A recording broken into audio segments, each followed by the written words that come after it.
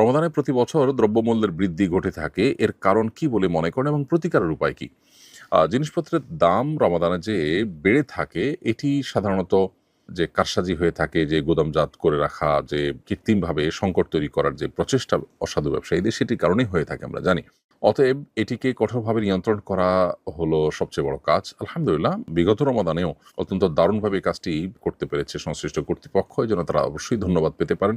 এ রমাদানও আশা করছি সেটা তারা কন্টিনিউ করবেন এবং সেই সাথে আমরা যারা ভোক্তা আছি, আমরা যদি এই জাতীয় কারসাজিগুলোকে বৃদ্ধাঙ্গুলে দেখাতে পারি, আমরা যদি সবাই কোনো জিনিস যখন কারসাজি করে সেটা মূল্য বৃদ্ধি ঘটানো হয়ে থাকে, তখন যদি আমরা একটু নিজেরা প্ল্যান করে সেটাকে বয়কট, বর্জন বা সেটার বিকল্প ব্যবহার করার চেষ্টা আমরা করতে থাকি এবং যদি একটু সংযমী হয়, তাহলে ইনশাআল্লাহ তারা কিন্তু সোজা হয়ে যাবে।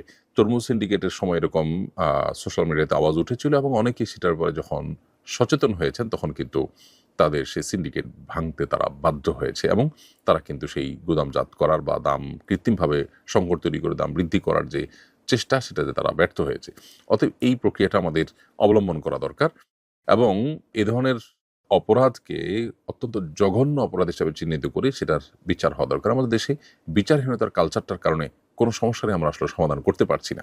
অতএব সেটি আমাদের যেমন দরকার, একইভাবে রমাদান আসছে, একজন মুসলমান তিনি হয়তো নামাজ কালামও পড়েন, আবার তিনি এই জিনিসপত্র সরিয়ে রেখে সংকট তৈরি করে দাম বাড়িয়ে তারপর ব্যবসা করছেন, মুনাফা করছেন। তিনি জানেনই না তিনি যে প্রক্রিয়াতে ইবাদত করছেন সেই প্রক্রিয়াটা আল্লাহর কাছে গ্রহণযোগ্য নয়। অর্থাৎ একদিক দিয়ে আপনি মানুষের অধিকার নষ্ট করছেন, মানুষকে কষ্ট দিচ্ছেন এবং কৃত্রিম সংকট তৈরি করে সেখানে অবৈধভাবে উপার্জন করছেন। নবী করিম সাল্লাল্লাহু আলাইহি ওয়াসাল্লাম পরিষ্কারভাবে বলেছেন যে যারা কৃত্রিম সংকট তৈরি করার জন্য জিনিস জমিয়ে রাখে, গুদামজাত করে, এরা খাতি, এরা অপরাধী। অতএব এই অপরাধ যারা করছেন তারা নামাজ কালাম পড়ে আল্লাহকে সন্তুষ্ট করতে পারবেন না। দিনটাকে আমাদের পরিপূর্ণভাবে বোঝা দরকার, আংশিক নয়, এবং আংশিক দিন পালন আমাদেরকে আল্লাহ সন্তুষ্টির দিকে নিয়ে যাবে না। কোনো আমলে ফজিলত বর্ণনা করার জন্য জয়ীফ হাদিস বলা যাবে কিনা? জয়ীফ হাদিসের সঠিক গ্রহণযোগ্যতা সম্পর্কে জানতে চাই। আকীদা অথবা কোনো হালাল হারাম সাব্যস্ত হওয়ার জন্য কেউ জয়ীফ হাদিস কখনো দলিল হিসাবে গ্রহণযোগ্য হবে না। এ ব্যাপারে ওলামাদের তেমন কোনো দ্বিমত নেই।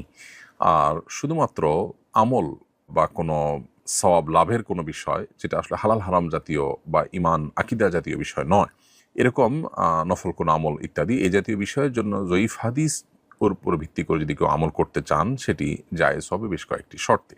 এর ভিতরে একটা শর্ত হলো যে সেটা খুব মারাত্মক পর্যায়ের জয়ীফ বা মারাত্মক পর্যায়ে দুর্বল হবে না। তার সূত্রের মধ্যে দুর্বলতাটা খুব জটিল এবং কঠিন পর্যায়ের দুর্বলতা থাকতে পারবে না। এটা হল প্রথম শর্ত।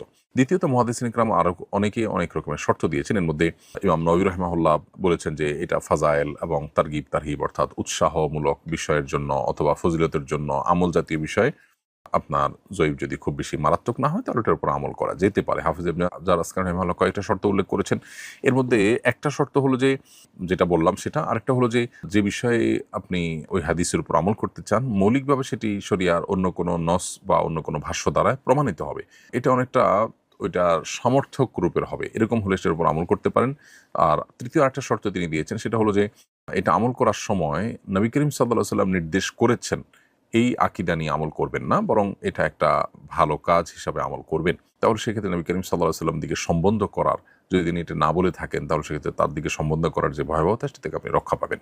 তাহলে জয়ীফ হাদিসের উপর আমল করা যেতে পারে যদি বিষয়টা আমল জাতীয়, ফজিলত জাতীয়, উৎসাহ ব্যঞ্জক অথবা সতর্কীকরণ টাইপের কোনো হাদিস হয়। হালাল হারাম বা আপনার ঈমান আকীদার মতো সিরিয়াস কোনো ইস্যু যেন না হয়। তাহলে সেক্ষেত্রে জয়ীফ যদি হাদিসের দুর্বলতাটা যদি খুব চরম পর্যায়ের না হয়, তাহলে সেক্ষেত্রে সেটার উপরে আমল করা যেতে পারে এই সমস্ত শর্তের ভিত্তিতে। গরমের দিনে কোনো বিশেষ আমল আছে কিনা? গরমের দিনের বিশেষ কোনো আমল আছে কিনা, এর উত্তর হলো যে গরমের দিনে স্পেশাল আলাদা করে কোনো আমল না থাকলেও গরমের দিনে আমরা বিশেষ কিছু কাজ করতে পারি। আইডিয়া হিসেবে দেওয়া, যেমন মানুষকে পানি পান করানো, যেটা শীতের দিনে এতটা প্রয়োজন হয় না। মানুষকে পানি পান করানো অনেক বড় ইবাদত, উত্তম সাদাকা বলা হয়েছে হাদিসে। অতএব মানুষকে পানি পান করানোর বিভিন্ন উদ্যোগ আমরা নিতে পারি গরমের দিন উপলক্ষে। এছাড়া গরমের দিনে রাত বেশ ছোট থাকে, আবার দিন থাকে বেশ বড়। তো যেহেতু রাত ছোট থাকে, অতএব রাতে যদি আমরা দেরিতে শুই, তাহলে ফজর পড়াটা কঠিন হয়ে যায়। এজন্য যত দ্রুত সম্ভব, এমনিতে সারা বছর তাড়াতাড়ি শোয়া উচিত, গরমের দিনে সেটার গুরুত্বটা একটু বেড়ে যায়। এর পাশাপাশি যারা আপনার গরমে বিভিন্নভাবে কষ্ট করেন, বিভিন্ন শ্রমিক আছেন, দিনমজুর আছেন, তাদের কষ্ট যেন লাঘব করা যায়, সেজন্য নানামুখী উদ্যোগ আমরা নিতে পারি। টিউবওয়েল স্থাপন, তারপরে পথিকদেরকে পানি পান করানো, এ জাতীয় খুঁজে খুঁজে ভালো কাজগুলো আমরা করবার চেষ্টা করতে পারি। ছোট ভাই ভার্সিটিতে পড়ে, আব্বুর সামর্থ্য কম, আমি চাইলে কি তাকে আমার জাকাতের টাকা দিয়ে পড়াশোনা করাতে পারবো? উত্তর হলো, আপনার ছোট ভাই যদি জাকাত গ্রহণের উপযুক্ত হয়, অনেক অভাবী হয়, এদিকে সে বালেগ প্রাপ্তবয়স্ক হয়ে গেছে, আপনার বাবার উপরে তার খরচ বহন করা এটা আর কর্তব্য থাকেনি। তো এরকম পর্যায়ে আপনার ভাই গরিব হলে, দরিদ্র হলে, তার সেরকম সামর্থ্য না থাকলে, তাহলে সেক্ষেত্রে আপনি তাকে জাকাতের অর্থে পড়াতে পারেন, কোনো অসুবিধা নেই। আপন ভাই প্রাপ্তবয়স্ক হলে তার যদি নিড থাকে, এমন নিড যেটা জাকাতের হকদার হয়, যার ফলে সে, তাহলে তাকে জাকাতের টাকা দেওয়া যায়। ভাই বোনকে জাকাতের টাকা দিতে কোনো অসুবিধা নেই যদি তারা জাকাতের হকদার হয়, তাহলে সেক্ষেত্রে অতএব আপনি আপনার ভাইকে পড়াশোনা চালাবার জন্য জাকাতের টাকা দিতে পারেন। নামাজে কেরাতের তারতিব কি শুধু শেষ 10টি সূরার সাথেই সীমাবদ্ধ, নাকি সমগ্র কোরআনের জন্যই প্রযোজ্য? উত্তর হলো, নামাজে আমরা যখন কেরাত পড়বো, প্রথম রাকাতে যে সূরা কেরাত পড়বো, পরের রাকাতে তার পরের সূরাগুলো পড়বো, আগের না।